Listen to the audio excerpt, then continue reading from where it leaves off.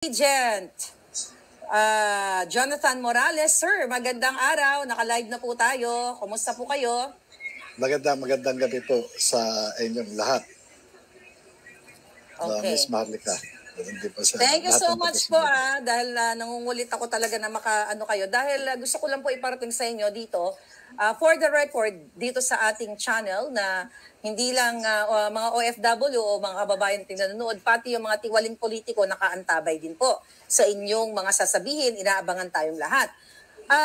Kumusta na po kayo after, I think may mga interviews kayo, although hindi ko pa napanood lahat yon, pero gusto ko malaman na pinag-usapan na naman kayo ng buong mundo dahil ang presidente mismo ay sumakay dito sa kasinungalingan, okay? Kasinungalingan nila, for sure, na tinawag daw po kayo na, tinawag niya kayo na pang jukebox na kung sino lang ang maghulog ng coin ay kakanta kayo.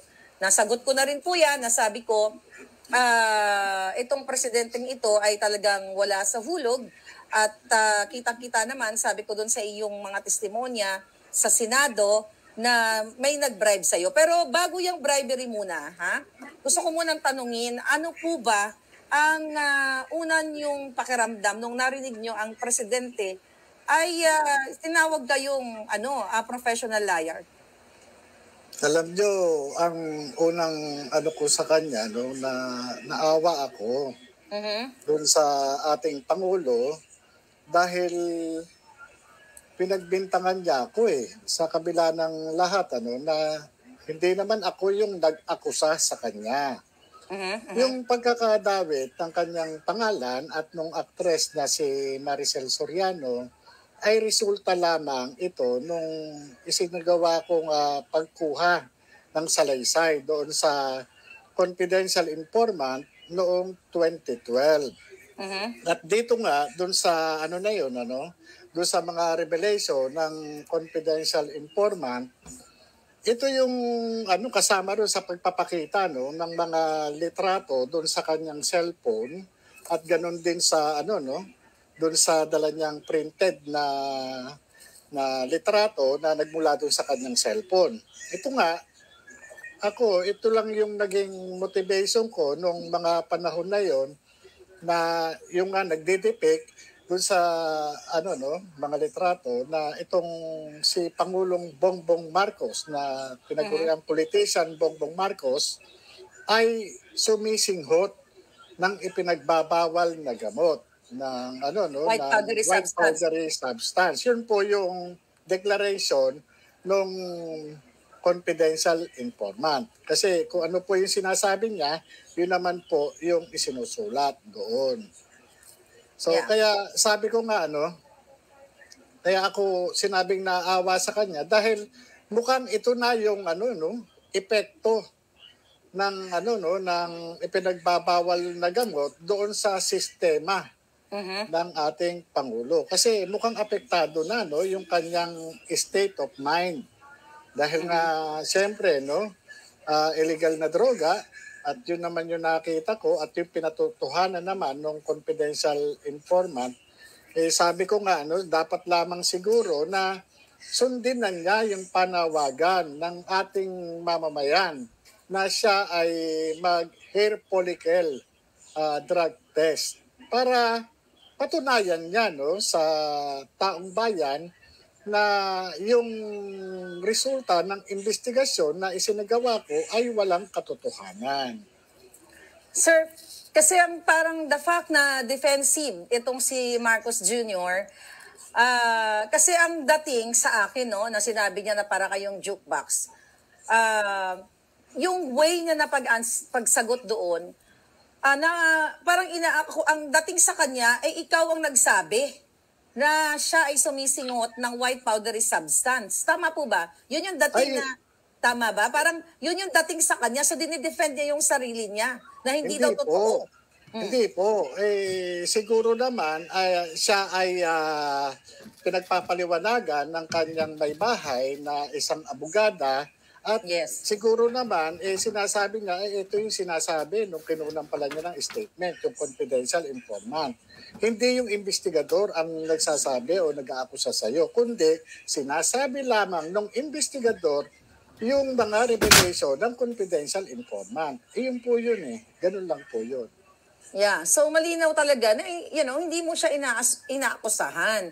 Sabi Hindi ko po. nga paulit-ulit, ikaw ay consistent na sinabi mo na nadamay ka lang dito dahil inilabas ko nga itong mga dokumento, yung pre-op at saka authority to op.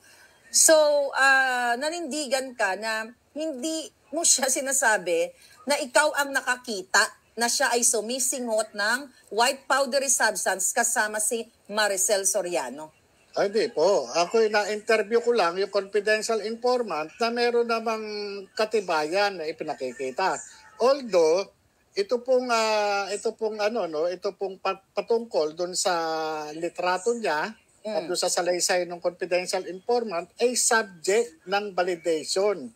Kaya nga po merong authority to operate at saka pre-ops noong March 11, ito po yung to verify the veracity of the report na ni-reveal ng confidential informant. Sa katunayan, yung ilang detalye doon katulad nung nung address na sinabi niya na nakalagay doon sa sa deposition ng witness, ganoon din doon sa aking report, ay nagtutugma doon sa address, doon sa Rizal Tower, sa Rizal Rockwell. Tower. At ito ay talagang under oath po yung actress na si Maricel Soriano at kinumpirma niya na itong address na ito nag-e-exist sa naturang lugar at ito po ay pag-aari ni Maricel Soriano ayon po sa kanya. Kasi ang tira kasi, ang atake po kasi sa inyo, katulad ni Jinggoy at iba pa mga gustong magsalita sa issue na to. Lahat naman entitled na magsalita. Lahat ng Pilipino may karapatan na magsalita, magbigay ng opinion dito sa issue na ito. Pero ang dating sa kanila talaga na ikaw, parang pinapalabas mismo ng gobyerno na ikaw yung sumulat.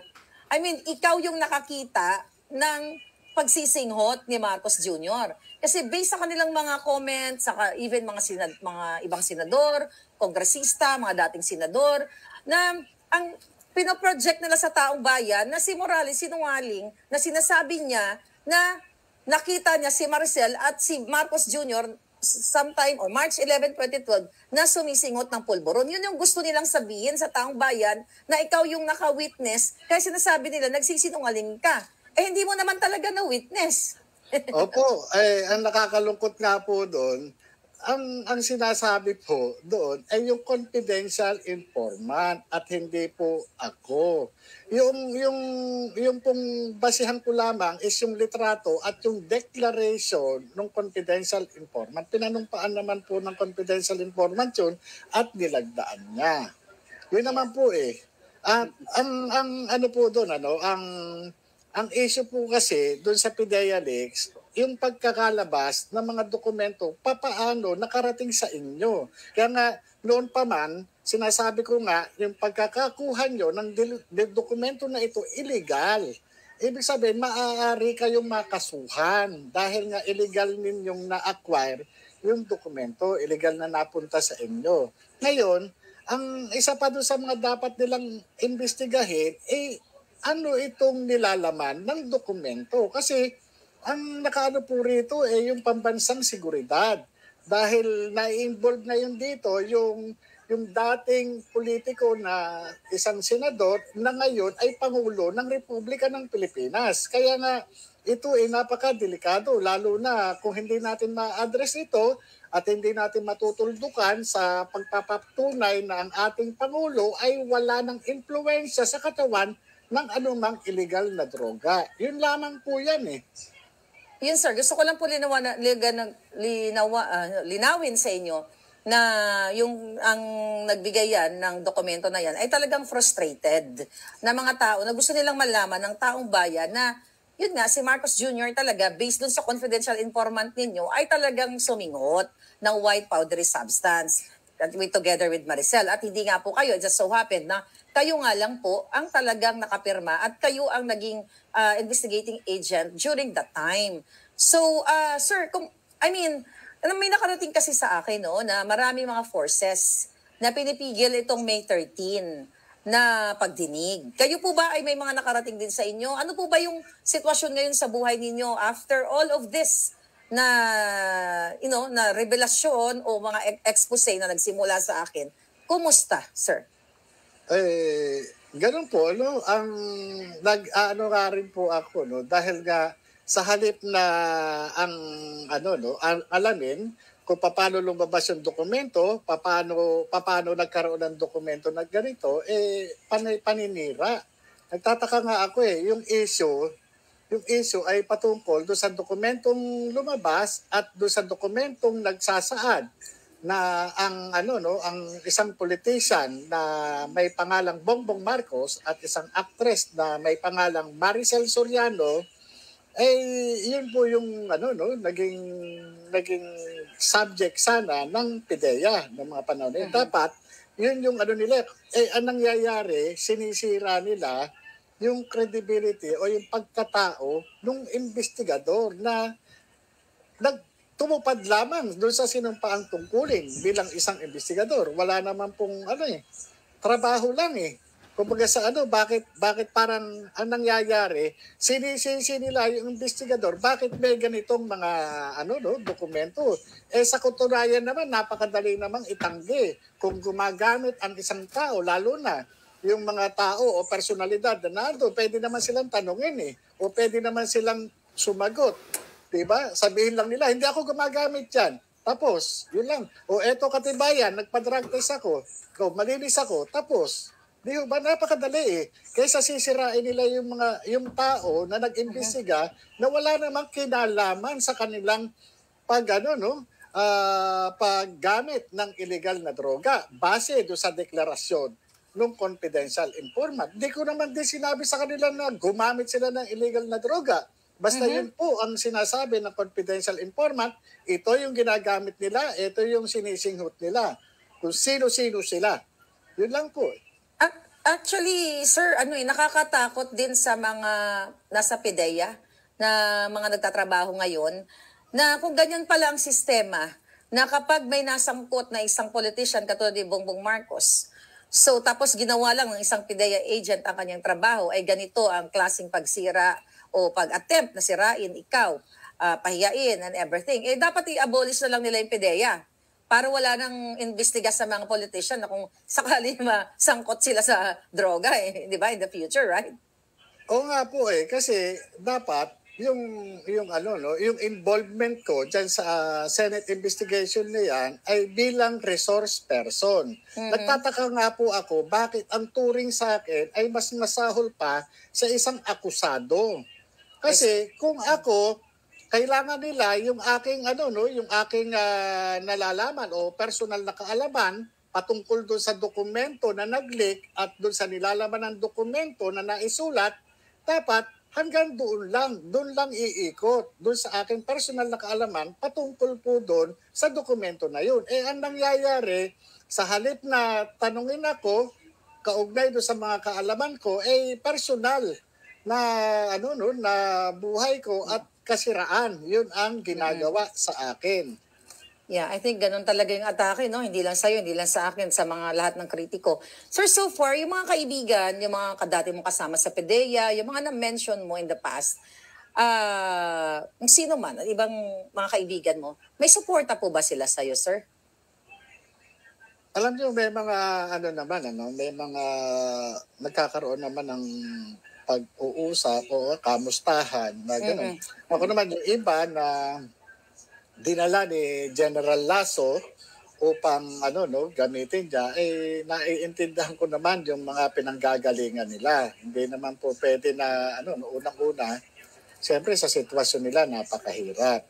Meron din akong mga dating kasamahan na yun nga na isa sa mga nagamit para doon sa pagkakaroon ng negosasyon doon sa akin patungkol dito sa PIDEA leaks na ito.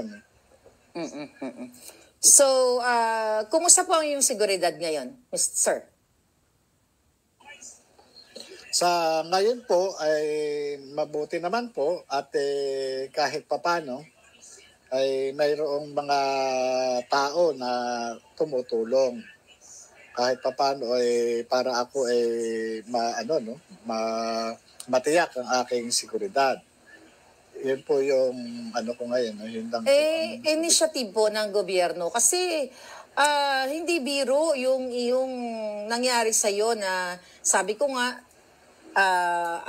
meron akong guilty feeling na nadrag kayo dito at ang intention ko lang naman malaman ng taong bayan na meron tayong presidente na gumagamit nitong ipinagbabawal na white powdery substance based doon sa confidential informant at based also sa statement ni Pangulong Duterte even before the election and during the campaign period and during the maisog. So, kaya paulit-ulit kong humihingi sa inyo ng pasensya na it just so happened na kayo ay investigating agent during that time. At malungkot ako dahil pag mga ganitong klaseng problema kasi na whether ikaw ay supporter ni Marcos o hindi, isa po kayong Pilipino na dapat pinoprotektahan ang buhay ninyo. Question is, wala bang initiative ang gobyerno? Alam ko, sabi mo, makaibigan. Wala bang initiative na nag-reach out sa inyo na protektahan kayo, sir?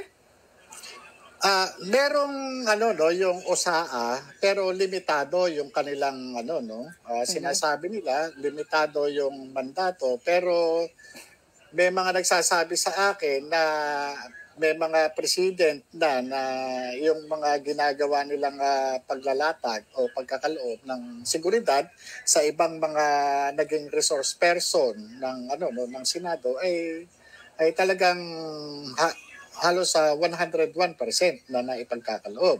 Kaya yung sa akin limitado at ang naisip ko na lamang kung dumating man yung panahon na may mangyari sa akin ay magkakaroon talaga sila ng pananagutan sa batas at sisingilin sila ng taong bayan sa pagkukulang nila sa pagkakaloob nila sa akin ng ng tamang seguridad at proteksyon.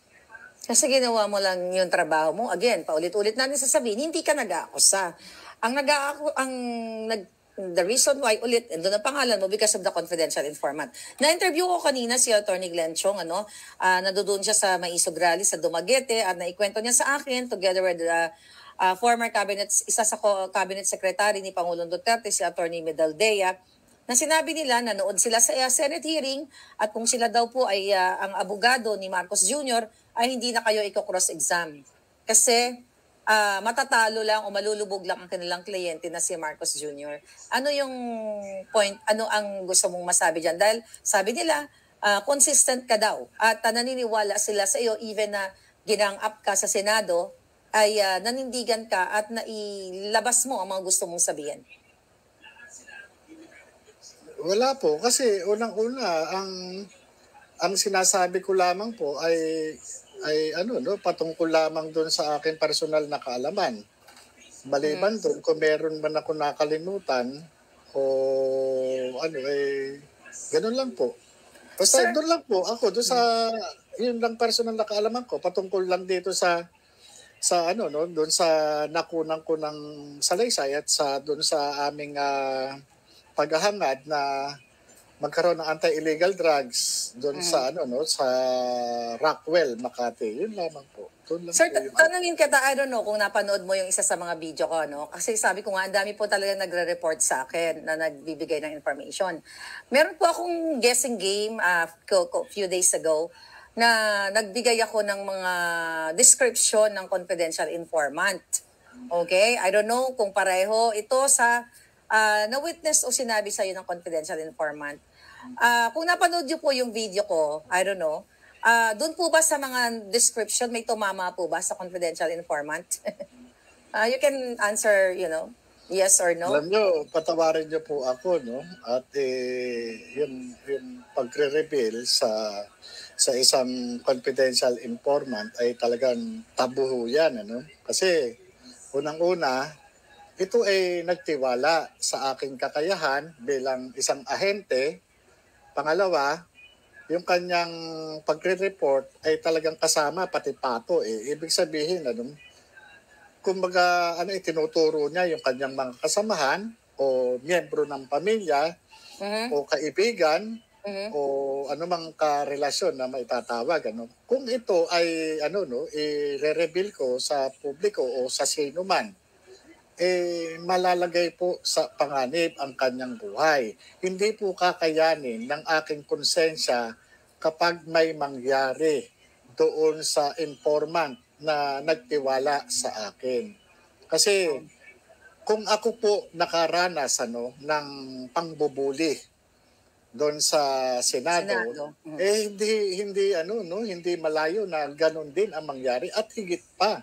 Kasi sa kanya po mismo nanggaling yung information na naisulat doon sa kanyang deposition. Kaya hindi po pwede unless siya mismo ang mag-reveal o ibang tao o anuman. Kasi sa akin, hindi po pwede na sa akin magmumula. O kaya kung korte mismo, yung korte na ilabas, yun po. Kasi ako, sa akin, sa level ko po, hindi po mangyayari yan. Okay. Kahit sa korte po, nung umuupo po ako sa korte, hindi po ako makumpel ng kahit na sinong huwes o judge para i-reveal yung aking confidential informant sa kahilingan din ng mga defense counsel. Hindi po nangyayari yun.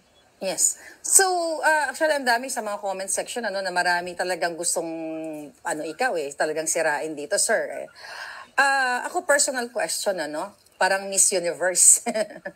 Paano po ba bakit ka namin pagkakatiwalaan o bakit kami dapat maniwala sa inyong mga although ako 100% naniniwala pa ako sa inyo, pero sa kaalaman yung mga yung nag-aalinlangan dahil marami mga lumalabas na sinisira ka. Hindi rin na natin masisisi ibang tao, ng mga kababayan na medyo ganun-ganun pa sila.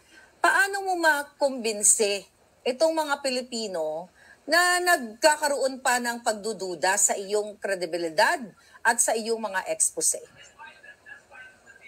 Sa akin naman po, wala naman po akong dapat patunayan dahil itong yung testimonya ko dun sa Senado ay nakapaloob lamang dun sa aking personal na kaalaman noong makaharap ko yung confidential informant kung saan ay ipinakita niya yung yung picture doon sa kanyang cellphone at saka doon sa na-print na litrato at doon sa kanyang deposition. Yun, doon lamang po ako, doon lang po yung aking kaalaman, hindi na po lalabas doon. Kaya nasa tao naman yan, nasa taong bayan o nasa huwes kung paano nila ma-appreciate yung aking testimonya. Ganun lamang po yun. Okay, sir. Okay, inakusahan ka, pinagtutulungan ka. So doon sa Senate hearing, na binanggit ko din sa ilang mga vlogs ko in the past few days, even though na ginang-up ka, pilit kang binabasag ni Jinggoy Estrada, nai-utter mo o naisambulat mo sa taong bayan na totoo yung sinasabi mo na mayroong mga taong, may mga na-mention po kayo mga pangalan doon, na mayroon kang ebidensya na, tama niyo ako kung mali yung pagkaka-phrase ko, na kung ikaw ay nagsisinungaling, okay? Kung ikaw ay gumagawa-gawa lang, isinulat mo lang yung mga pangalan ni Marcos at ni Maricel Soriano, at sinabi mo doon sa Senado na mayroong tao na pumunta sa bahay mo na dati mong kasama o kaibigan mo na may tinawagan na isa pang kakilala niya na nagsasabi na ikaw ay inaareglo o binabribe. At nabanggit mo doon ang pangalan nga na si Lisa Marcos, yung First Lady, ay inutusan nga itong si James Kumar. Kung yan yung James Kumar na nakikita mo siguro sa social media, sir, na itong James Kumar na based doon sa iyong statement sa Senado, na ito'y ka-picture, ka-dinner, birthday, o kung saan-saan, ng mga iba't ibang politiko kasama na si Marcos Jr., si Lisa, si Jinggoy, si Escudero, si Tulfo, at marami pang iba. So ang tanong ko, dahil sa May 13, ay, susunod yung next hearing. Sinabi na po ba kayo o sinupi na ba kayo ng Senado na ipakita yung ebidensya doon sa May 13? Kung itinutukoy nyo ba yung sinabi kong nakuha ng CCTV? Oh, yes, sir. Yung CCTV. Wala po ako na. Ang pina-imbita lang nila is yung mga nabanggit kong tao na nandun sa video call at yung aking dating katrabaho na aking kaibigan. Yun lamang po yung Pero yun lang sir, po yung ako gusto kitang hamunin dito. Alam ko na I don't know if you are willing to para sabihin sa taong bayan. Kinukonek tayo ng ating common friend. Marami akong mga katanungan sa inyo personal na hindi nyo sinasagot eh. Okay? Dahil naintindihan ko naman po, baka ma-jeopardize, no? Yung inyong pagtestimonya. Pero sir, mabigat itong akusasyon mo at dapat malaman ng taong bayan kasi sabi mo nga na may nakipag-negotiate sa'yo, di ba? At itong taong ito ay pinadalhan na rin ng invitation ng Senado, yung mga na-mention mo mga pangalan doon. Opo. Mabigat, okay? Ang mga taong binitawan mo, katulad na lamang ng First Lady, okay? At itong si James Kumar. Sir, kailangan mong patunayan sa taong bayan na totoo to yung CCTV. Baka sabihin na naman, AI or gawa-gawa mo lang. At the fact, sir, na sinisira ka mismo at inaatake ka ng ad hominem, dinidiscredit ka ng no less than the President of the Philippines. Pwede ba kitang kulitin, okay? Kung wala namang hindrance or something na legal implication, no? Na sabihin na natin sa taong bayan kasi ako po kinakabahan, sir. Dahil maraming nakakarating sa akin na baka hindi matuloy yung May 13. O baka may mga, mga forces na pupunta sa'yo at baka mabili ka. Which is sabi ni Atty. Glencio nga po kanina sa interview, nananawagan siya na sana hindi ka mabili. So willing ka ba, to tell the whole world na may ebidensya ka ba talaga para dito sa sinasabi mong CCTV? Alam nyo, hindi po ako magsasalita kung wala akong pinanghahawakan na ebidensya.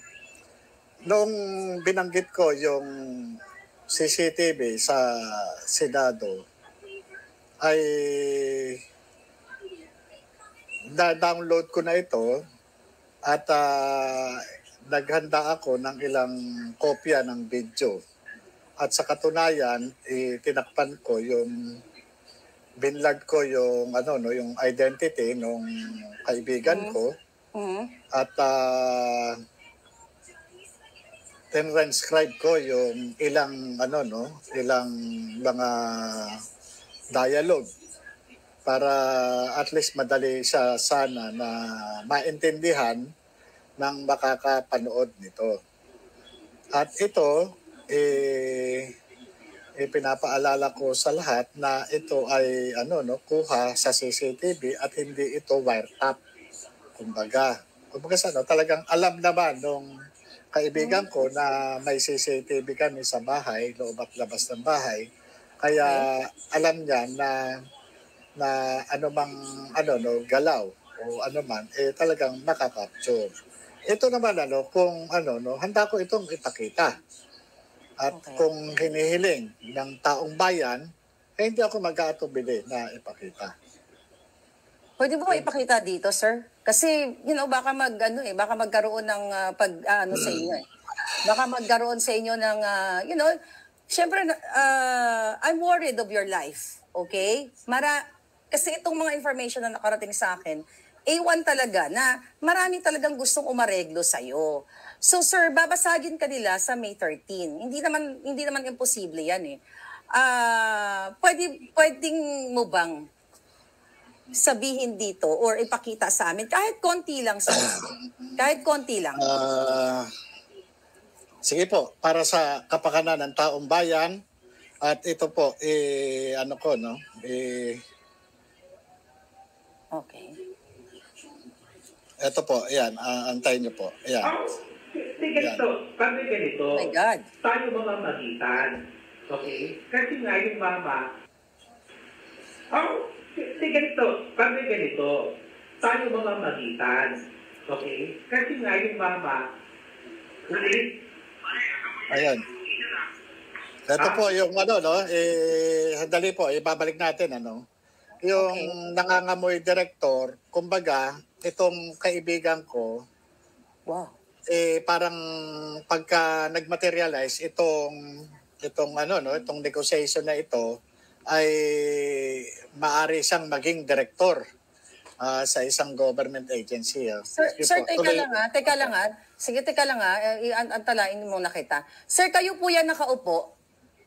Ako na po yung nakastripe? nakaupo na naka-stripe na blue na walang buhok. At Okay. ito po yung naka-blurred. Ito po yung aking kaibigan na dati kong kasamahan sa trabaho. So, sa PIDEA. ayan. So yan po yung ano na yan. Yan yung kaibigan mo na naka-blurred na yan. Tapos ikaw. Opo, So, ito dating taga-PIDEA. so tinitignan ko po kasi sir yung date. That is May 1. May Okay. 1 po. May 1, 10, tapos 10:32 a.m. Yan. Okay. 10:32. 10:32. Umaga po. Ayan. Pwede nyo po i-play uli? Opo. Ito po. ganito, pag ganito, tayo mga magitan. Sandali lang po, no? Ito po yung kausap niya na doon sa video call, yung taong inutusan para tawagan siya, para ihatid sa akin yung mensahe. Ito po, tuloy po Okay. natin to. Kasi nga yung mama, ha? Hindi, ganito, pakinggan mo na kuya. Ganito kuya. Nung pumutok yan, nagkausap kami. Sabi ko kuya, matalimuot yan. Nag-aaway ang Duterte at Marcos. Okay? Pwede nyo po i-stop muna? Opo. Sige po. Ito po. Opo. Ano natin? Okay, sir. So dyan sa ano na yan, okay? Yung sinasabi mo, ang sinasabi nitong yung naka-green, sabi niya, kuyang, nag-aaway ang Duterte at Marcos. Sige po, ibabalik ko po, no? Okay. Ibabalik ko po. Yan. Sabi ko Ito kuya, po. Yan, sige po. matalimuot yan. Nag-aaway ang Duterte at Marcos. Okay, stop nyo nga Yan. po. Okay? Totoo naman po na sinabi niya sa akin yan nung pumutok itong yung pagkakalabas nung pre-ops doon sa vlog ninyo na na sabi ko nga sumulat na ako kay Jan Lasso sabi niya wag ka nang umano diyan kasi kaya ang sa akin naman kasi gusto kong wala akong kinalaman. Kaya ako sumulat kay General Lasso para patunayan na magkaroon ng investigasyon sa PIDEA na wala akong kinalaman diyan na kasi talagang nagulat din ako kaya nga sinasabi ko nga sa inyo, tinatanong niyo ako meron ka bang galit? Sa totoo lang. Galit talaga ako sa inyo na Opo, sorry. dahil nga sabi ko illegal ito Hindi yung mga nasa likod na nagpadala sa inyo niyan, hindi man lang nila inisip na tingnan nyo, sa halip na nagbistula akong suspect Nagbistula akong suspect sa Senado. Investigador lang ako. Sir, Wala akong dito alam mo, habang piniplay mo yan, talagang nakakagimbal. Dahil yan mismo yung sinabi mo doon sa Senate hearing na yung sinasabi mo na parang wag nag-awayan ng Duterte at Marcos. Accurate po talaga yung statement ninyo. At hindi naman po siguro AI yung pinapakita nyo, sir, kasi kayo yan, walang buhok. Sorry po. Opo, yan po. And, tuloy po pa ho natin, Tuloy Okay. po natin.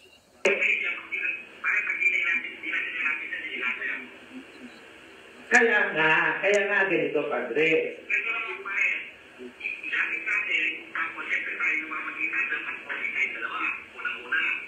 Hindi,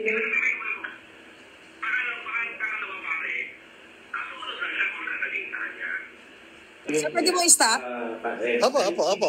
Yun. Kasi eto po yun, kung mapapansin nyo, sa una, parang ang dating, tinawagan itong kaibigan ko, hindi ko alam kung may previous na pag-uusap na sila, parang ang dating, parang tutulungan ako na pero nung tumatagal yung pag-usap nila, nandun na yung sinasabi na papatayin ako, ganun eh. Tapos, yung mga habang lumalalim na yung pag-uusap, pumapasok na yung pangalang James Kumar, pumapasok na yung Bombay, pumapasok na yung Lam, yung Lisa, pumapasok na ano no, na tinawagan siya nung gabi, yung nagsasalita doon sa video call tinawagan siya nung gabi nung James Kumar, at yun nga ang tinawagan din na ang kumausap doon sa kay James Kumar yung Lam o yung Lisa. Kaya tingnan niyo yung nung una, parang nagpapanggap lang na tutulungan ako, pero yung pala, later on, Parang meron na silang pag-uusap meron na silang, ganun eh. Parang Ganun sir, sir, bago mo i-play parang yung video. pre-plan ito eh. Parang pre-plan itong na to, no? Kasi, yung dumating sa bahay na, kasi ito yung may interview ako nito kay Attorney Roque, no, sa Grabe. yun yung Sir, tuloy po natin kung may tanong pa po ba sir, kayo? wag mo muna tuloy, sir. Ganito. Ang question ko, sir, muna, no? Grabe, kinakabahan po ako habang nanonood ako, no? Yung nakalagay, sumunod lang siya kung anong sasabihin sa kanya. 'Di ba? Sumunod lang siya. Ikaw to, 'di ba? Opo, Nasumunod ako ka po lang. yun. Sumunod lang. Kung ano man, ang instruction lang, parang sumunod ka lang na parang sabi ko, bakit talagang ganun ka, yung kumbaga sa may command eh. Parang ito yung gusto nilang gawin sa akin na wag na lang ako kung ano sasabihin na, tumahimik ka, umupo ka, ganyan. Ganun na lang ang mangyayari. Kasi, kaya nga sabi ko nga, ano ba to? Akala ko ba sinasabi nila hindi totoo yung dokumento? Akala ko ba sinasabi nila ganito? Akala ko ba sinasabi nila kriminal ako? Ba't may ganito? Yes, yun nga po eh. Kung ikaw ay nagsisinungaling, kung ikaw ay nag-umimbento ka lang, bakit may mga forces o may mga taong pumunta sa'yo para, ito na nga, napapanood namin, sir, na iba-bribe ka. Sir, pwede i-play nyo na po para... Sige po. Sige po. Ayan. Po. Yun kuya, padre, naiintindihan ko yun. Kaya uulitin ko, padre, yung mama, hindi niya ginusto ang sitwasyon niya. Hindi niya ginusto, padre. Never. Sinabi ko na pero kaya mo hawakan yan. Kaya mo siya hawakan. Kaya kong iparating yung mensahe. Pero yung sariling desisyon. Kaya na. Ibig sabihin, padre, Sir, ayan. Ayan, sir. Ano yan? Opo. Okay. Pwede niyo po Binanggit po. Pwede niyo Ito po po, ibalik. balik natin, yung binanggit na sila na, Okay. kasi nga, ang lumalabas nito, may previous conversation na sila, may previous conversation na sila na yung kasi kaya nga sinasabi na wag kang magbabanggit ng pangalan, kaya nga sabi nga nitong si Kuyang, marunong naman siyang humawak ng information. Kaya sabi niya, alam mo naman si Lam, alam mo naman. Ibig sabihin, alam mo naman si Lam, ibig sabihin hindi basta-basta, no? Kumbaga sa pagka nagkamali ka, may pagkakalagyan ka. Wow. Yun po yun. So, okay. So, tuloy na po natin. Opo. Sinabi ko na pero kaya mo hawakan yan. Kaya mo siya hawakan. Kaya kong iparating yung mensahe. Pero yung sariling desisyon.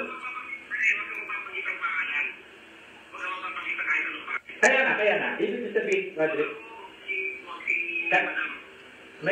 padre, marunong tayong mawak ng informasyon. Huwag daw po sila. Ang sinasabi ko, padre, kung ano magiging desisyon niya, sa kanya yun, padre, di ba? Sakit kabubuti niya yun. Siyempre ako, itutuloy ko. Ito papanggitin kung sino yung gustong mga pangalan na sinasabi mo. Wala akong papanggitin. Ang sinasabi ko, yung solusyon, remedyo, or what, siya magdidesisyon sa sarili niya.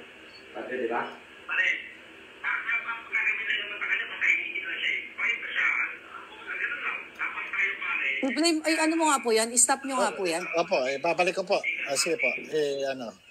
Sir, ang sabi po dyan yan, ang gagawin daw sa inyo ay papatahimikin kayo. Opo, Oo, papatayin daw kayo. yung po muna papatahimikin. Yung gusto nila Papatatahimikin. parang yung negotiation na ito na ang purpose is patahimikin ako, wag ako magsalita. Kumbaga sa ano no, hindi na ako mag-testify o ano, yun naman po yun eh. So yun po yun. So capture ano? Sige, play nyo nga po ulit. Sige po, opo. Pangalan yung sinasabi mo, wala akong babanggitin. Ang sinasabi ko, yung solusyon, remedyo, or what, siya magdidesisyon sa sarili niya.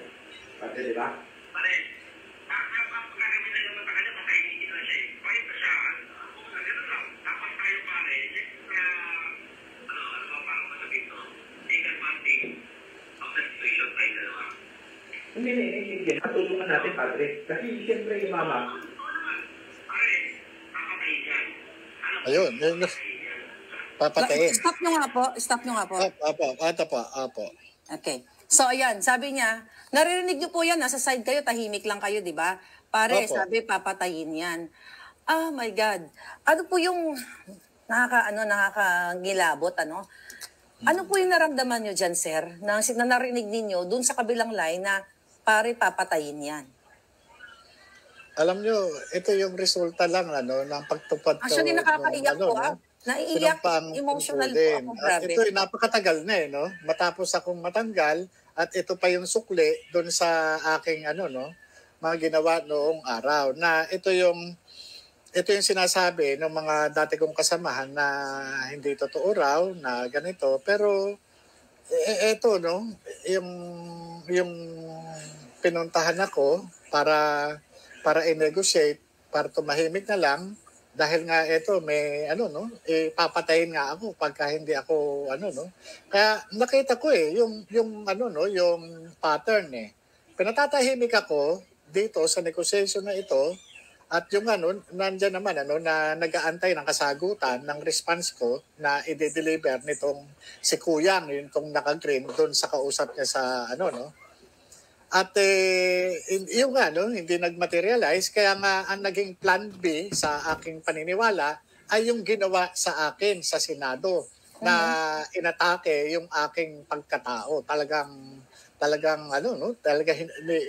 tinatad nila ako doon sa para durugin yung aking pagkatao para hindi na ako makapagsalita, para mawala ako sa focus, para kumbaga sa ma-disorganize yung ang aking thought pattern. Pero nagpapasalamat ako sa Diyos kasi naging consistent and congruent ako doon sa issue na subject ng Senate investigation. Ito yung sa dokumento at doon sa nilalaman ng dokumento. So, kung wala na po kayong tanong, tutuloy ko po para... Sir, sandali lang po. Opo. Hindi po kayo natakot nung narinig niyo sa other line, yung naka-video call nitong naka-green, na yun, pare, papatayin yan? Alam nyo, normal po bilang tao, napaka-ipokrito ko naman po kung di ako nakakaramdam ng anumang pangamba. Pero sa kabilang banda, dahil nga nagtrabaho lang po ako wala po akong naisip na kasalanan ko doon sa Pangulo ng Pilipinas na si Bongbong Marcos. Kasi trabaho lang po Kung ano man yung aking nalaman sa pamamagitan ng confidential informant, doon lang po At wala naman akong sinabi na siya na siya ganito o ganyan. Doon lang po, doon sa sinasabi lang, doon sa naka-record na naitipa ko noon. Doon lamang po Wala nang iba. Hindi naman po ako lumalabas doon So, grabe. So, dito mo talaga makikita yung pagiging mafia, sabi ng mga naka-comment. Pwede niyo po ituloy, sir? Opo, sige po. Yan po.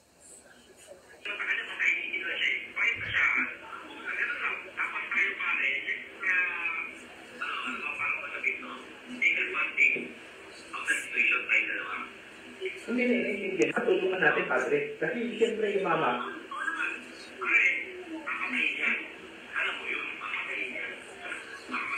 Grabe. Alam mo naman ako yung nakakit sa puso mamataya. Alam mo naman yun. Maraming mga matay na tao ngayon, hindi Sir, pwede niyo po itigil? Opo. Yan. Okay. Yan. Sir, grabe yung sinabi na, alam mo pare, papatayin yan. Pwedeng may sakit sa puso. You know?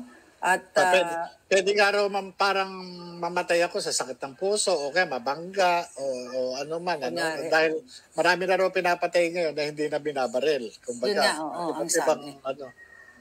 My God. Sige sir, play nyo na po.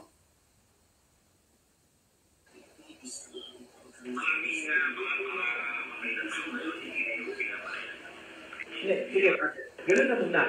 Para nasa kabiti ka.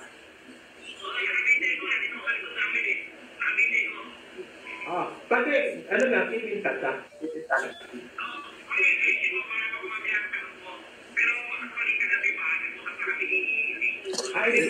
Yeah.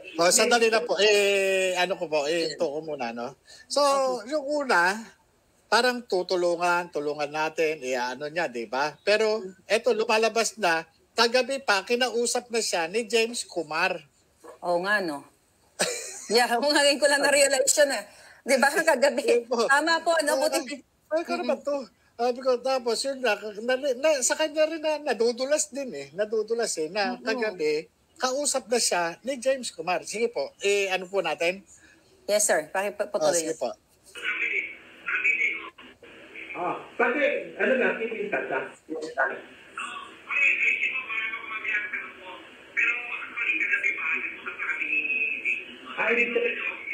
Ibig sabihin, para kilala ko lang. Ibig sabihin na tumawag si Bang pala, kay James.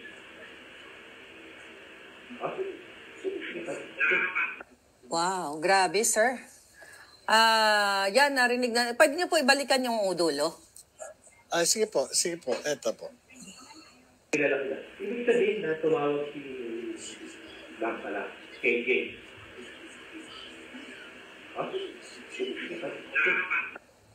Sir, siguro bago tayo magtuloy-tuloy, kasi ang taong bayan nakikinig, naluluwa sila sa iyo at naniniwala sila na totoong may CCTV. Pwede po pang balikan natin, wag natin i-interrupt para yung gustong magkuha ng video na i-echo nila ay mapanood. Padire-diretso po natin ang play. Opo. Sige po.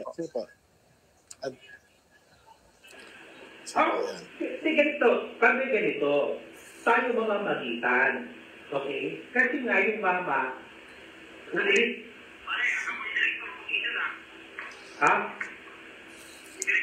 Hindi, ganito. Pakinggan mo na, kuya. Ganito, kuya.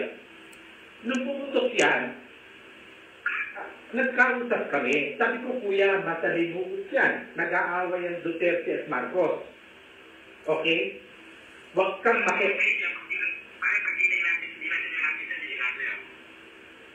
Kaya nga ganito, Padre. Ito naman pa ilapit natin, tapos siyempre tayo mamagitan ng pagpuli tayo dalawa, unang-una. Hindi. Pangalawa pare, kasunod na siya kung naging niya. Yun, kuya, Padre, naiintindihan ko yun. Kaya uulitin ko, Padre, yung mama, hindi niya ginusto ang sitwasyon niya. Hindi niya ginusto, Padre. Never.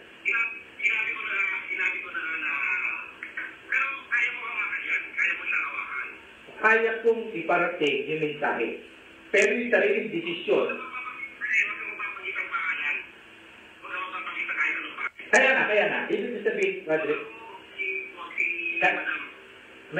Padre, marunong tayong mawak ng informasyon. Ang sinasabi ko, Padre, kung ano magiging desisyon niya sa kanya yun, Padre, di ba? Kahit kabubuti niya yun. Siyempre ako, itutulay ko. Ito papanggitin kung sino yung gustong mga pangalan na sinasabi mo. Wala akong papanggitin. Ang sinasabi ko, yung solusyon, remedyo, or what, siya magdidesisyon sa sarili niya. Padre, di ba? Pare, ang gagawin na yung mata kanya, makainigin na siya eh. Pahit na siya. Kung gano'n lang, dapat tayo pare, parang masabi ito, take advantage of the situation tayo dalawa. Hindi. Matulungan natin, Padre. Kasi siyempre yung mama. Oo naman. Pare, papatayin yan. Alam mo yun, papatayin yan. Baka magkakataan yan o ano mangyari yan. Alam mo naman ako yung sakit na puso, mamatay yan. Alam mo naman yun.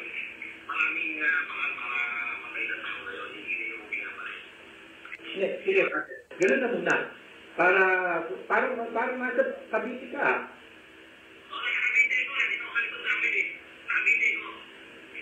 Pati, ano lang, pipintas ha? Pipintas.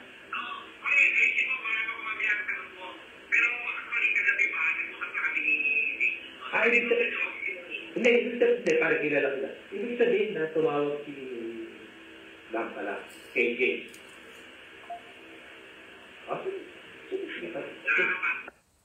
Ayan, sir. Paki-remove po sa screen.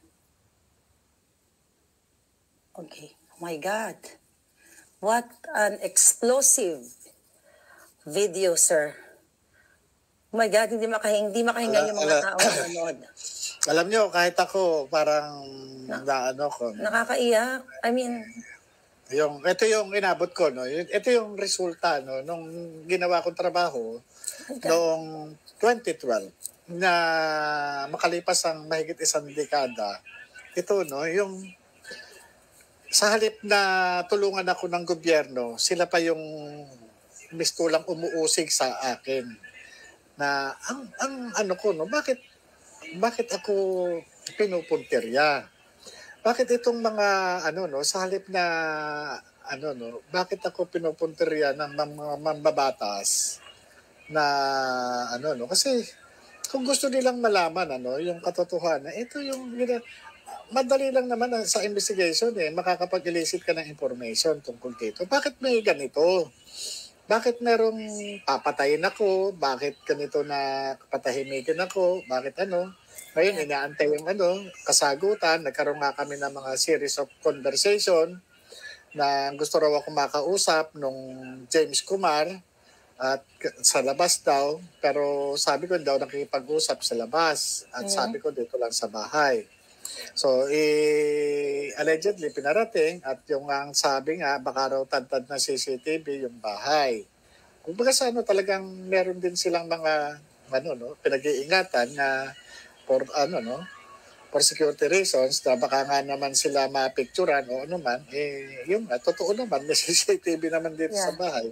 Siguro, ang palgay ko, kinasing nila itong lugar ko, nakita nga may mga CCTV at kaya siguro nagkaroon na ng failure yung negotiation. Sir, nakakapanglumo, okay?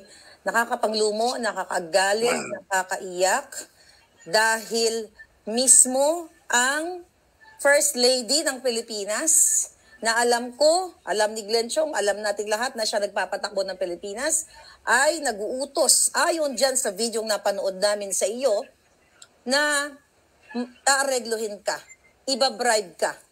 Kaya nga, yung mga nanonood ngayon na mga Pilipino na inaakusahan ka, na gawa-gawa lang, o kung yung sinasabi ng ng PIDEA na tinatanggi nila na AI daw ito, at ang sinasabi ni Marcos Jr. at ni Jinggoy muna na ginawa-gawa mo lang, sinasabi ni Marcos Jr. na ikaw ay parang jukebox na paglulugan kung anong kakanta. Ngayong moment na ito, ipinakita mo sa buong mundo, sa taong bayan, na ang iyong buhay ay nasa peligro dahil mismo ang Marcos administration, si Marcos Jr., although hindi nabanggit ang pangalan niya, si Lisa Marcos ang mag-uutos na pwede kang ipapatay, ipagurgor kung ikaw ay hindi papayag na pag-areglo. Kung walang saysay ang sinabi mo, kung ito ay AI, bakit nag-effort yan? Yun po ba yung mga taong yan? Mga nasa gobyerno pa rin, yung mga taong, yung dalawang yon? Sa pagkakaalam ko po, yung kaibigan ko, dati siyang nasa PIDEA, ngayon nasa ibang government agency siya. Tapos yung isa nasa huling pagkakaalam ko ay nandun sa legal division ng National Police Commission. Yung kapatid po noon ahente ng PIDEA, hindi ko lang alam kung andun pa. Mga kababayan, wala pong magre-risk ng kanilang career. Kung ahente siya ng PIDEA, sa legal, whatever, walang magre-risk na tao sa kanyang karera na pumunta sa inyo para, magkaroon ng conversation na ganito kung walang weight o walang saysay o AI o gawa-gawa ang iyong testimonya sa Senado. Di ba, sir? Ayun nga po eh. Kaya nga ang ano ko lang hindi mangyayari ito kung yung mga taong nabanggit dun sa mga revelation ng confidential informant na laman nung nung mga dokumentong ipinalabas ninyo. Kung hindi sila apektado, wala pong pupunta sa bahay. Wala pong mensahero na maghahatid na mensahe patungo sa akin. Dahil yung mensahe na yon, nandun po yung yung purpose na patahimikin ako, na nandun din po yung pahiwatig na ako ay papatayin. Nandun po Kaya nandun din po yung paraan na kung ano yung gusto nila na yung patahimikin, na sumunod ako. Ganun po sumunod ako doon sa sasabihin o doon sa instruction. Kaya nga ito po yung na isang malaking katanungan din sa akin kung hindi pala kapanipaniwala itong mga dokumentong mga naglabasan at yung mga nilalaman ng mga dokumento, bakit may ganito? Bakit merong papatayin? Bakit merong patatahimikin? Bakit merong pasusunurin? Yun po yung Kaya nga sabi ko nga doon sa aking kasamaan sa trabaho nung yung nagkaroon ng series of conversation, sabi ko nga kung ano raw ang gusto ko bago nga yung May 7 na hearing. So, marami pa to. Itong video na ito, hindi lang ito. Marami pa yan. Meron pang mga ibang video. Pero yung naging kasi sa conversation na namin sa telepono. Okay. Pero ito yung pinakita mo, ito yung pinaka-importante na kailangan marinig ng taong bayan na binanggit si Lisa at si Kumar. Opo, ito po yung pinaka-importante na talagang may mga binanggit na pangalan at ano yung purpose at ano yung pinagagawa at ano yung mga klase ng pagbabanta o pahiwatig na pagbabanta. Malinaw na talagang papatayin yan. Na ako nga yung tinutukoy. Sabi ko, bakit ako papatayin? Ako yung nagtrabaho lang. Hindi ko naman sinabi sa kanila na mag-cocaine sila. Hindi ko naman sinabi. Kumbaga kung ano yung nakita ko na naging motivation ko, nakita kong litrato, yun lamang po yung naging motivation ko, kaya ko po tinipa, kaya ko po tinanggap itong confidential informant. Wala po akong masamang tinapay sa kanila, wala akong pakialam sa kanila, Ang sa akin lang doon sa confidential informant. Yun lamang po. Actually, sir, napatunayan mo sa buong Pilipino, 100-something million Filipinos, na nagsasabi ka ng totoo. Sabi ko nga kanina, walang siraulong nagtatrabaho sa gobyerno na ilagay sa ganitong sitwasyon ang kanyang sarili na tumawag doon sa kausap niya at nandoon ka, present ka sa tabi, nakikinig ka lang. Walang may, matinong tao na gagawa nito. Kung ito ay gawa-gawa lang, alam naman, ilalagay nila ang sarili sa kapahamakan na ganito. Although siguro, hindi nila inisip yung mga taong nag-usap itong dalawa na dumako ka sa ganito. At hindi rin siguro nila naisip na itatanggihan mo yung kanilang offer. Opo, kaya nga po na kung makikita niyo yung yung pangyayari, nagkaroon ng negotiation. Nung nagkaroon ng failure yung negotiation, giniba ako doon sa Senado. Gumamit sila ng kanilang kaalyado doon sa Senado na bakit ako gaganituhin ito? Kumbaga, akala ko nga magiging maayos yung takbo takbo ng investigation at magkakaroon ng elicitation para doon sa sa subject matter nitong Senate hearing. Pero nagtaka ako dahil siguro na nagkaroon ng failure yung negotiation, yung Senado na hearing ng May 7, ngayon bigla na lang nagpa-interview ang ating Pangulo at sinabi na ako ay professional liar. Yun po kumbaga sa talagang wala na silang magawa kundi yun na talagang hindi na napigilan yung sarili, dala siguro ng epekto ng ipinagbabawal na gamot. Kaya nagkaroon siya ng misjudgment. Kasi kumbaga sa kapag ganyan hindi na makontrol yung sarili dahil nga ito meron mga nakuwang kasi sinabi ko sa Senado na na-capture ng CCTV yung conversation. Ito na yung nangyari siguro nga dahil nga ito yung senyales na nagkakaroon ng paranoia yung isang tao.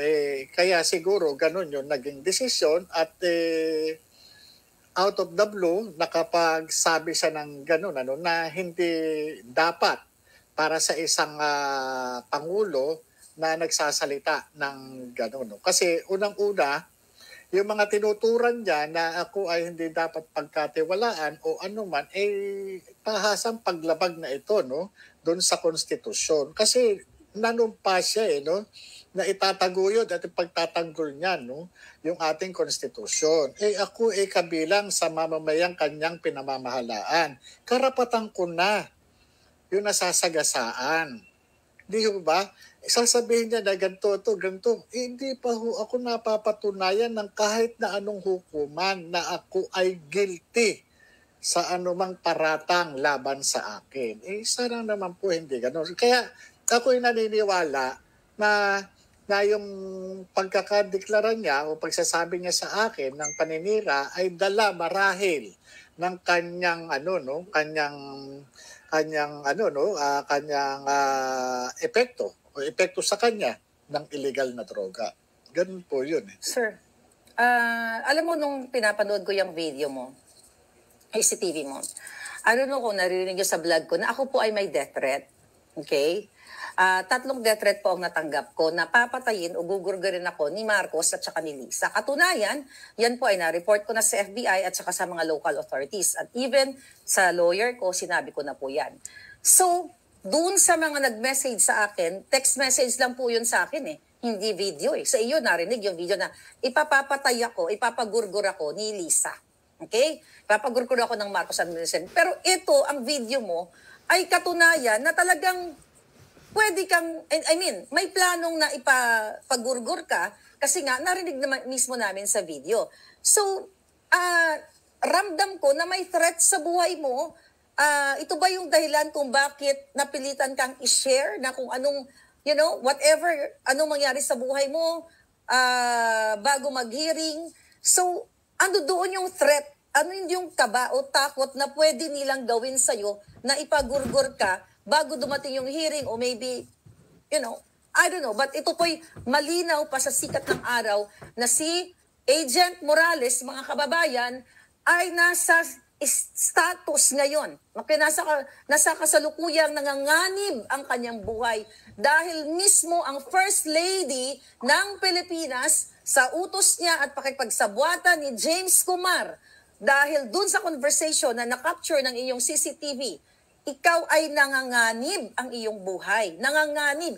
Pero ang jutang din ng gobyernong ito, walang ginagawa para protektahan ka. Kasi bakit ka naman po protektahan, sir? Sila mismo ang magpa-plot o mastermind ng paggugurgur sa'yo. At kinumbinsi ka, based dun sa video pinakita mo, na iba-bribe ka nila. Dahil kung hindi, gugurgurin ka. Anong gusto mong sabihin sa taong bayan na nakikinig ngayon? Eto na lang po ba yung gobyerno na kapag ang isang tao na ginawa lamang yung trabaho niya at it just so happened na si Marcos Jr. ang nakasulat doon sa dokumentong inilabas ko, ay gugurgurin ka o sisindakin ka?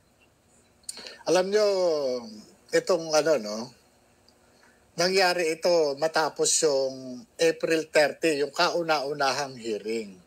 Nangyari po ito. Kinabukasan, May 1, dumating po ito, Kaya nga, ang ko doon sa taong bayan, magmasid po kayo, makiramdam. Dahil kung ito nagagawa sa akin, kaya ding gawin sa inyo. Itong mga indicator na ginagawa, nagpapautos sila o ano paman, hindi nyo ba nakikita na ginagawa ito dun sa mga maisog rally? Na kapag ka magsasagawa ng mga rally ang maisog, nakapag-apply ng permit, bigla na lang kinakansela yung naisyong permit. Bakit? Ganon gumamit ng impluensya itong mga nakaupo ngayon sa ating gobyerno. Ginagamit nila, inaabuso nila ang kanilang kapangyarihan laban sa atin. Tignan niyo po, ako'y nagtrabaho lang. Bakit may ganito? Nagtrabaho lang po ako. Ito ko po, hindi ko po sinabi sa kanila na mag-cocaine sila. Hindi ko po sinabi sa mga taong ito na nakasulat na gumamit kayo ng illegal na droga. Hindi po. Nagkataon lamang po na mayroong nagpunta na confidential informant at ito ay in-entertain ko. Ngayon, matapos ko ma-entertain to, nakalipas ang mahigit 1 dekada. Ngayon, baliktad na. Yung investigador na nagpapatupad ng batas, ito po ngayon ang ipinapako sa krus. Kita niyo kabaliktaran? Ngayon, nakakapagtaka pa ng matuklasan ko. Kaya pala ako ginigisa-gisa. Dahil ito palang James Kumar, kaalyado na ng mga tao nang uusig sa akin. Napakalungkot po. Napakalungkot. Napakalungkot po talaga kasi ang Pilipino ay hindi na nila kakampi ang gobyerno. Ang gobyerno na supposedly ay poprotekta sa bawat mamayang Pilipino, pero ang presidente at ang kanyang asawa, kasi imposibleng walang kinalaman si Marcos dito, ang presidente at ang kanyang asawa na si Lisa Araneta Marcos ay mastermind sa pagplano ng iyong buhay at sinubukan kang bayaran. Sir, alam ko nakatutok ang Senate Committee on Public Order ni Senator Bato. Hindi, alam mo, iyon ang iniintay ko nung hearing na binanggit mo itong CCTV na to, na ikaw talaga ay dapat, kung nagsasabi ka ng totoo, isupina ka at i-present mo yung bidyong pinakita mo ngayon. So kung naririnig tayo ni Senator Bato, ako ito message ko Senator Bato. Senator Bato at sa lahat ng mga senador, pero again, kakampi na nga nila yung mga sindikato, pero still magbe-message pa rin ako. Etong mga video na ito na pinakita mo na dapat ito'y mailagay for the record dyan sa Senado.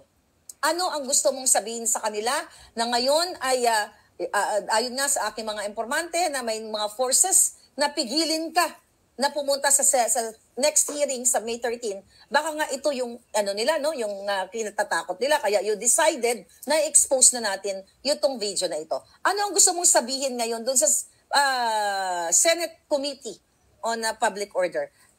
Gusto mo ba na ito i-present doon? Ang alam video mo?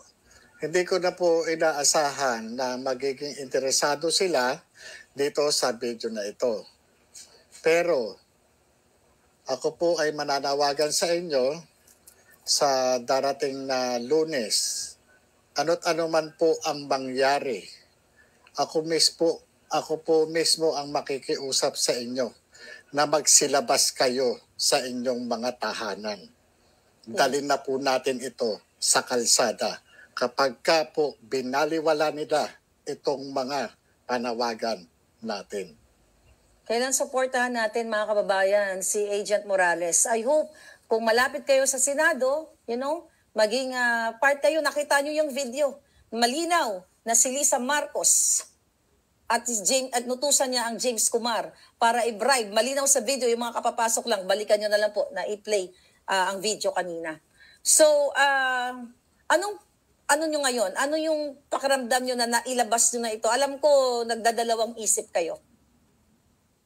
Alam niyo po, yung kapag taong bayan na ang humiling, hindi naman po ako makakatanggi, no? Katulad po nito, no, na hindi naman ikapapahamak ng ng confidential informant. Dapat lamang po talaga malaman ng taong bayan kung anong klaseng namumuno mayroon tayo.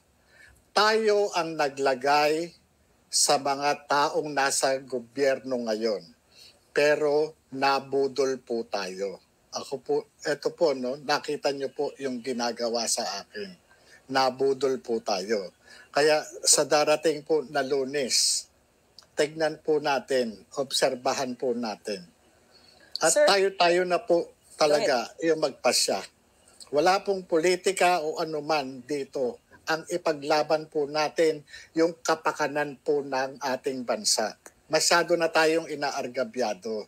Masyado na tayong ginagago. Mali na ito mali na. Yung mga pinagkatiwalaan natin, binababoy tayo. Sir, bukas sa Pilipinas, Linggo, Mother's Day po. Alam niyo naman, taon-taon, buong mundo sineselebrate ang Mother's Day. Ang ina ay larawan ng kabayanihan, pag-aruga sa isang anak, pagkalinga, pagprotekta. Si Lisa Marcos po ay isang ina ng mga mafia para sa akin. Ano po ang mensahe niyo sa kanya bilang ina ng mga mafia? Mananagot ka sa batas. Darating ang oras, mananagot ka sa batas. Wow. Dapat talagang managot siya sa batas.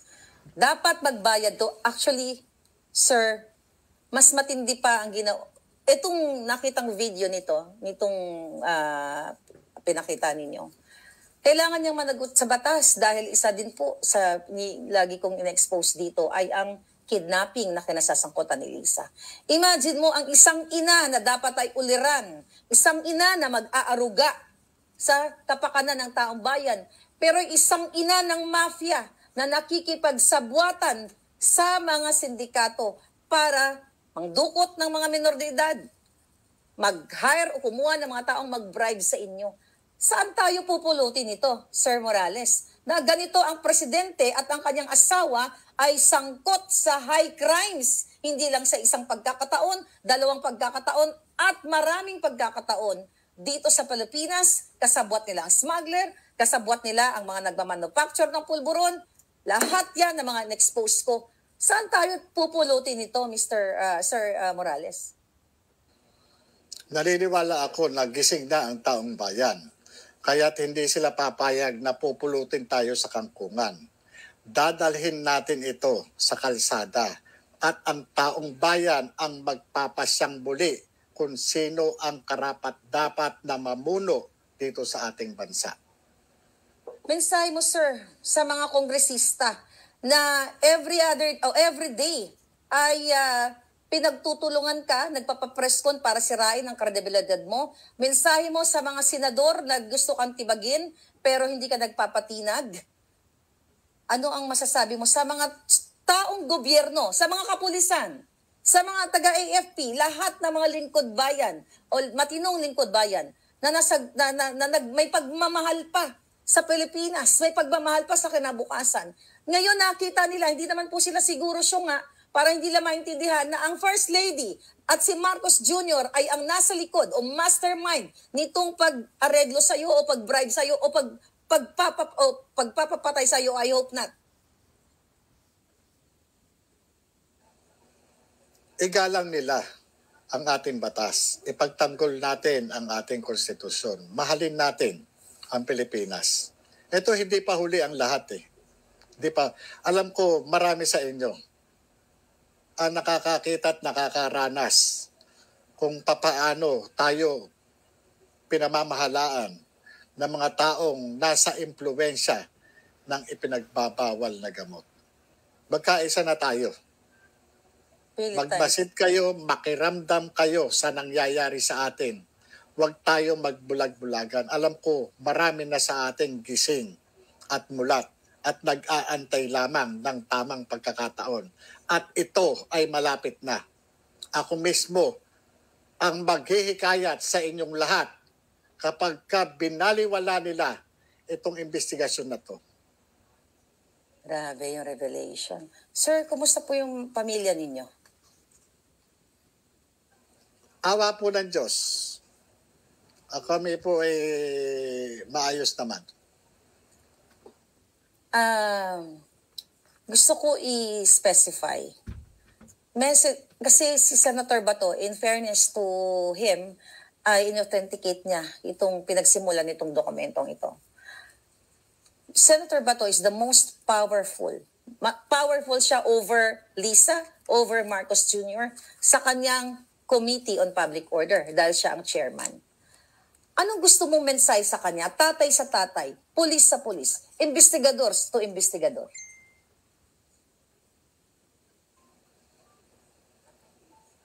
Alam niya yung ginagawa niya. Kaya ayaw ko siyang pangunahan. Matalino siya, halal siya ng bayan, pinagkalooban siya ng kapangyarihan ng taong bayan, at alam ko naman nasa hustong pag-iisip siya.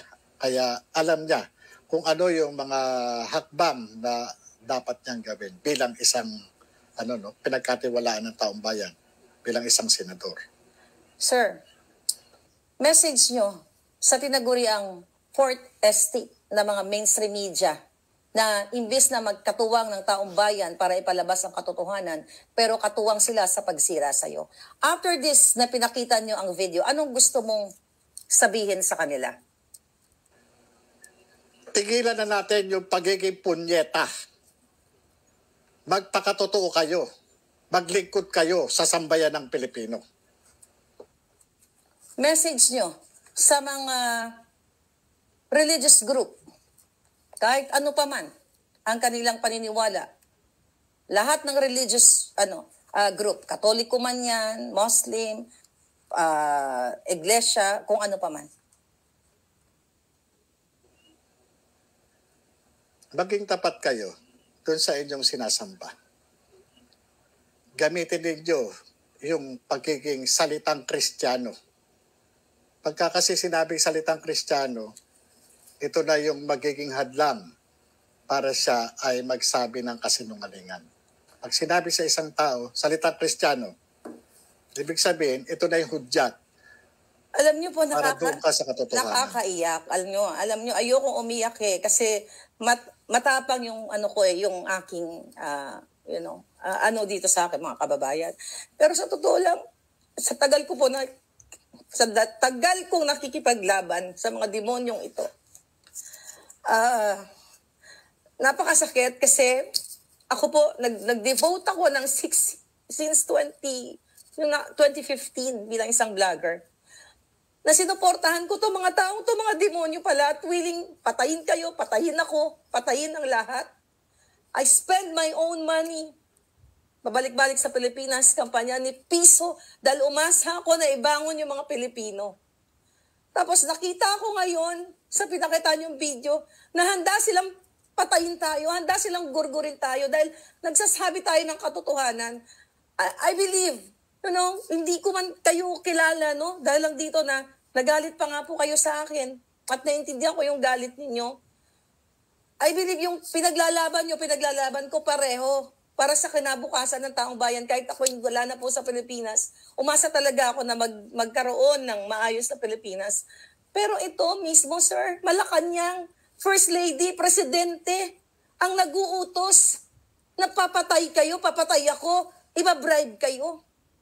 Ano na lang ang kahinatnan nitong mga kabataan, itong mga young generation na pinaglalaban natin? Kasi ikaw, I believe, handa ka na kung ano mangyari sa inyo, sa tapang ninyo, at ako din. Pero ano yung gusto mong, I hope may nang nakikinig sa ating mga bata, na mga bata, anong gusto nyong sabihin sa mga batang ito, na bakit may ganito tayong klaseng bangag na administrasyon? Dahil na rin siguro sa sa paniniwala, maling paniniwala.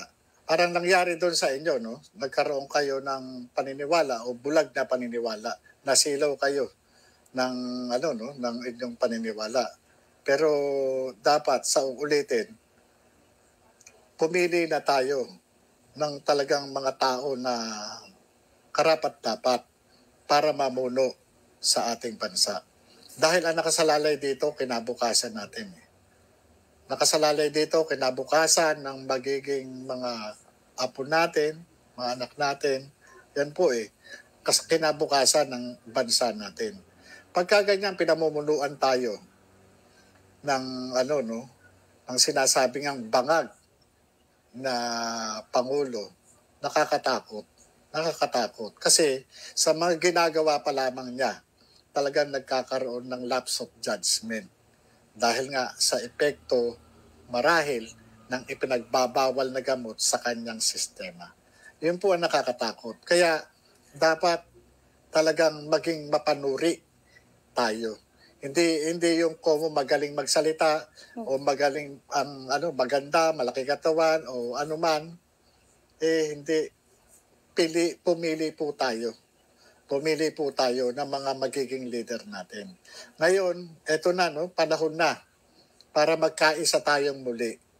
Huwag na tayong pumayag. Huwag na tayong magpaloko. Diba? Huwag na tayong magpabudol. Magkaisa na po tayo. Umpisahan na natin sa sarili natin, sa tahanan natin, at lumabas tayo. Ipakita natin na mas makapangyarihan ang taong bayan kaysa sa nakaupo sa Malacanang. Yun po. Sir, alam nyo, nung nakaraang eleksyon, grabe ang awayan between ang tinatawag na Dilawan, Pinklawan at Pulahan. Nagbakbakan ng taong bayan at talagang nahati tayo ang mga magkakamag-anak, magkakaibigan, nagkagalit-galit, nagkaaway-away dahil ako sa side ko, pinagtatanggol ko tong bangag na to, sa side nila, pinagtanggol din nila yung kanilang gustong mamuno at marami pong mga artista, influencers, mga kilala sa lipunan na may power na maging kabahagi nitong panawagan ninyo na lumabas sila at magsalita sila.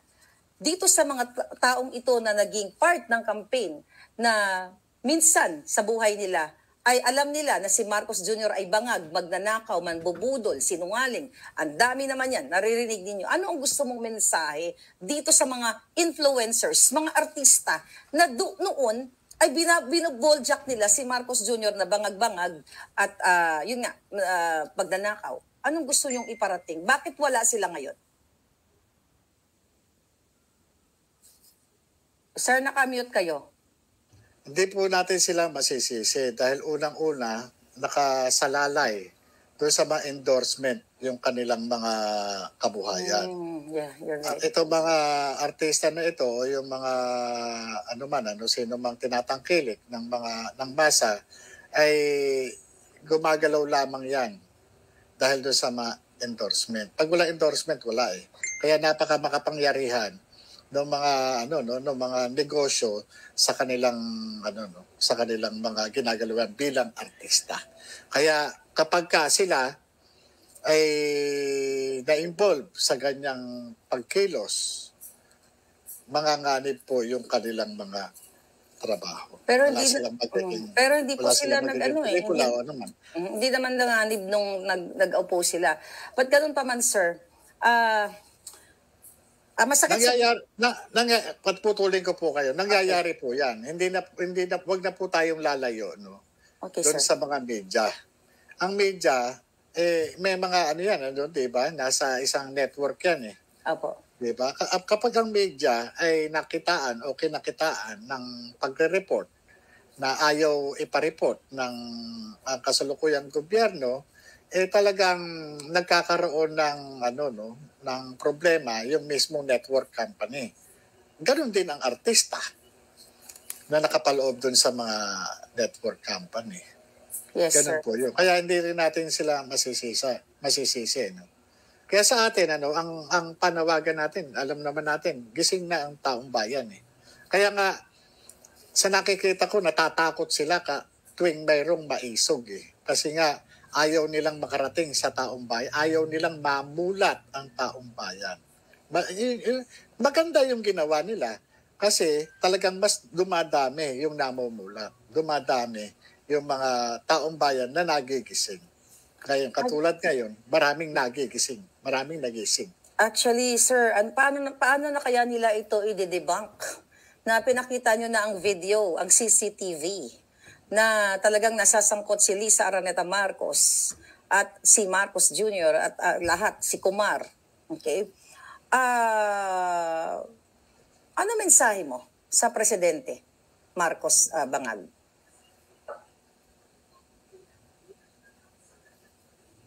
Kung wala ka ng una-una, yung moral ascendancy, wala na eh. Alam naman nila yan eh. Wala na yung moral ascendancy. Sir, Alam mo na kung anong gagawin mo.